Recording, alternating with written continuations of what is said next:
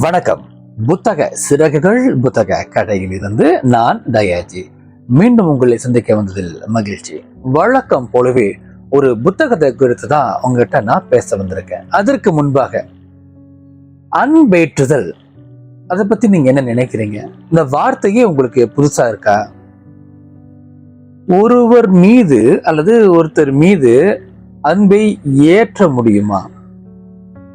அது எப்படி சாத்தியம்? அன்புங்கிறது தானா உருவாகணும். அது எப்படி இன்னொருத்தங்க மேல நம்ம ஏற்றி வைக்கிறதுன்னு தானே யோசிக்கிறீங்க.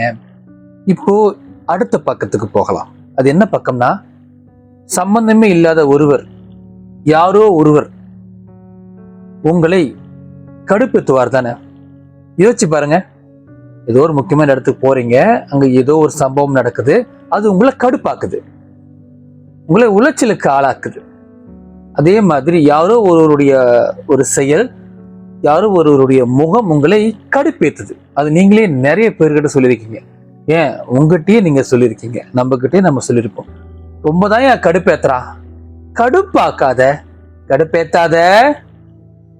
சரி, இப்போ இது அப்படியே இந்த பக்கத்துக்கு வருவோம். அவனை பார்த்தாலே அன்பு அப்படியே உள்ளுக்குள்ள பிச்சுக்கிட்டு அடிக்குது. அவன் அப்படியே அன்பை உள்ளுக்கு ஏத்துறான். அவனை பார்க்கும் போதெல்லாம் அன்பால என் உலகம் அப்படி ரம்மியமா ஆகுது அப்படின்னு நாம சொல்லி இருக்கோமா? சொல்லியிருப்போம். யாரு பார்த்து சொல்லியிருப்போம்? யாரோ ஒருவர், அல்லது இந்த சமயம் சார்ந்து இயங்கக்கூடிய குருமார்களை பார்த்தா நமக்கு ஒரு மாதிரியான ரம்மியமான உணர்வு ஏற்படும். அல்லது நாம நேசிக்கிற ஒருத்தவங்களை பார்க்கும்போது இயல்பாகவே ஒரு கிளுகிழுப்பு, அது கிளுகிழுப்புன்னு சொல்றதுக்கு இல்லை, ஒரு மாதிரியே உற்சாகம் ஏற்படும். அது உற்சாகம்னு வச்சுக்கோ, ஒரு வகை அன்பு பீரிட்டு ஊத்தும். இது அப்படியே இப்போது நம்ம இன்னும் கொஞ்சம் ஆழமாக யோசிக்கலாம். யாரோ ஒருவரால் நம்மை கடுப்பாக்க முடியுது. அதே சமயத்துல நம்ம நேசிக்கிற, நம்ம விரும்புற ஒருத்தனை பார்க்கும்போது நமக்கு ஒரு நல்ல ஒரு உணர்வு ஏற்படுது. இத நீங்க புரிஞ்சுக்கிட்டீங்கன்னா நம்ம அடுத்து இந்த புத்தகத்துக்குள்ள நுழைய போலாம். அன்பேற்றுதல். மலேசியாவில் குறிப்பிடத்தக்க, கவனிக்கத்தக்க மருத்துவராக இருக்கக்கூடிய, எழுத்தாளராகவும் இருக்கக்கூடிய சண்முக சிவா அவரின் ரொம்ப புதிய புத்தகம் இது, அன்பேற்றுதல். இந்த அன்பை குறித்து தான் இவர் இந்த புத்தகத்தில் எழுதியிருக்காரு. யாரோ ஒருவரை பார்த்து நம்ம கடுப்பாகிறோம்ல, அதே மாதிரி யாரோ ஒருவரால் அன்பேற்ற முடியுமா? யாரோ ஒருவரை பார்க்கும்போது நமக்கு அந்த அன்பு வருமா? அல்லது நம்மை பார்க்கும் பொழுது இன்னொருத்தருக்கு ஒரு அன்பு வருமா? அப்படின்ற விஷயங்களை ரொம்ப ஆழமாக சண்முக சிவா இந்த புத்தகத்துல சொல்லியிருக்காரு. இந்த தலைப்பு எனக்கு ரொம்ப பிடித்தமான ஒரு தலைப்பாக இருக்கு, அன்பேற்றுதல். நம்ம நேசிக்கிற ஒருத்தவங்களை பார்க்கும்போதுதான் நமக்கு அன்பான ஒரு உணர்வு ஏற்படுமா? சமயம் சார்ந்த ஒருவரை, குருமார்களை, பிரபலமானவர்களை பார்க்கும் பொழுதுதான் நமக்கு உற்சாகம் பொங்குமா? நமக்கு பக்தி வரணுமா? அது இயல்பாகவே நம்ம கிட்ட வராதா? இயல்பாகவே இருக்காதா? எப்போதுமே எப்போதும் ஒரு அன்போடு நம்ம பயணிக்க மாட்டோமா? நம்மை சூழ்ந்து எப்போதும் ஒரு அன்பு கலந்த வட்டம் இருக்காதா? எப்பயுமே சிக்கலோட தான் நம்ம இருக்க போறோமா? ரூமி அழகா ஒண்ணு சொல்லியிருப்பாரு, எதை நீ தேடுகிறாயோ அதுவும் உன்னை தேடிக்கொண்டு இருக்கிறது அப்படின்னு. நம்ம சுத்தி ஏன் இவ்வளவு பிரச்சனைகள் இருக்குன்னா, நம்மை அறியாமலேயே நாம் அதை தேடிக்கொண்டே இருக்கிறோம். ஏதோ ஒரு வகையில அதை நம்ம தேடிக்கிட்டு இருக்கோம், அதை ரசிக்கிறோம், அதை விரும்பவும் ஆரம்பிச்சிட்டோம். அதன் காரணமாக தான் நம்ம என்னதான் நல்லா இருந்தாலும் கூட நம்மை சுற்றி ஏதோ ஒரு வகை பிரச்சனைகள் வந்துகிட்டே இருக்கு. அதே மாதிரி நாம் அன்பை தேடி போக ஆரம்பிச்சிட்டோம்னா, எதை நாம் தேடுகிறோமோ அது நம்மை தேடுகிறது.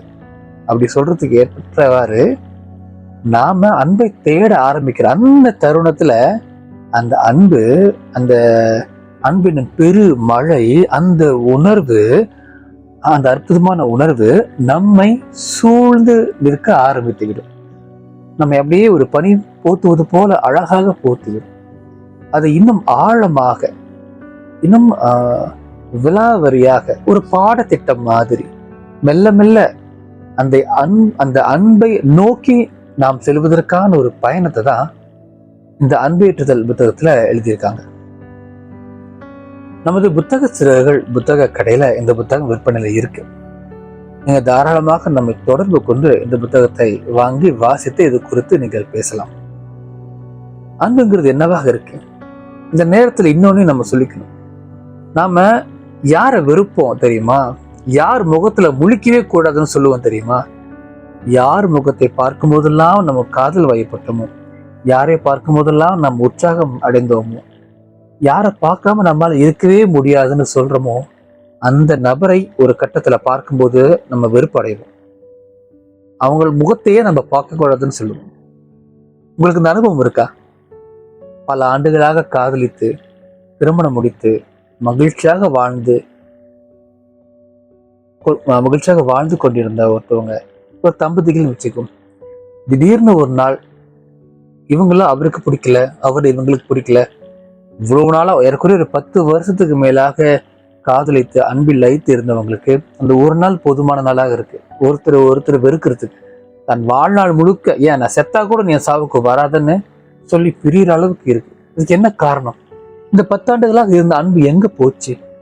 அல்லது அந்த ஒரு நாள் நடந்த சம்பவம், அல்லது அந்த ஒரு செய்தி, அல்லது அந்த ஒரு காரணம் இந்த 10 ஆண்டுகளுக்கு மேலாக இவர்கள் வளர்த்திருந்த அன்பை எப்படி ஒரே சமயத்துல முறியடிக்குது? இந்த கேள்வி ரொம்ப முக்கியமான கேள்வி. பல இலக்கிய படைப்புகள்ல இது சொல்லப்பட்டுக்கிட்டே இருக்கு. பல உளவியலாளர்களும் இதை தொட்டு பேசிக்கிட்டே இருக்காங்க. அந்த வகையில மருத்துவர் சண்முக சிவாவின் அன்பேற்றுதல் என்ற இந்த புத்தகம் அதை குறித்து இன்னும் ஆழமாக எளிய மொழியில நமக்கு சொல்லுது. எந்த ஒரு இடத்துல நமக்கு குழப்பம் இல்லாம நம்முடைய இயல்பான மொழியில நம்முடைய இயல்பான சூழ்நிலையை புரிந்து இவர் எழுதியிருக்காரு.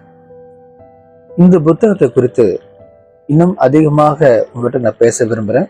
அடுத்தடுத்து அது குறித்து நம்ம பகிர்ந்து கொள்ள போகின்றோம். இது ஒரு புத்தக அறிமுகமாக இருக்கட்டும். புத்தகம் வாங்க விரும்புகின்றவர்கள் நம்மை தவறாது தாராளமாக தொடர்பு கொள்ளலாம். அன்பேற்றுதல் புத்தகத்தை வாங்கி நமக்குள் அன்பை நாம் ஏற்றுக்கொள்வோம்.